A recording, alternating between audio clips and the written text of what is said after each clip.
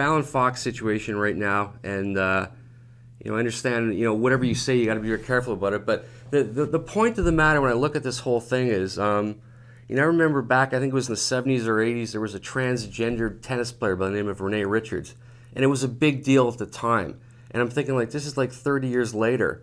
We still have people coming out with comments that, are people entitled to say what they want to say, or is there, again, within the UFC, which you're still a part, there was a code of conduct that was put in place, so it's kind of like you could say what you want, but be careful about what you say. Well, there's a difference between saying what you want and being hurtful and hateful, and that's where I think the UFC was thinking Mitrione crossed the line a little bit. He's entitled to an opinion, but I think he went well beyond his opinion. Again, that's just I read the interview once. It's not like I can go through it and give you exact quotes and stuff, but I've got mixed feelings on the situation. Again, I'm not a doctor, so I don't know. I'd have to be educated more on the exact situation about advantages and disadvantages. But I think because we're in a combat sport, I think it is something that has to be looked into a lot further. Because we are in the possibility to do harm to each other.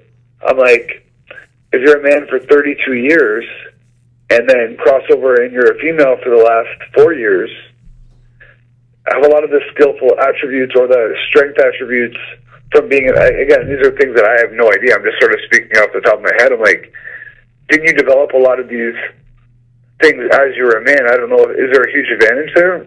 I would think so, but at the same time, I'm not a doctor. Someone could tell me, educate me otherwise. Because I was, taking these hormones and these other things, you should lose a lot of your strength and stuff like that. But in my head, I'm just like, the one thing I think for sure is I think if you're going to, again, I understand there's privacy issues, but I think if I was competing as a woman, I would have the right to know that my opponent was transgender, and then I could make the decision myself on whether I wanted to take that risk.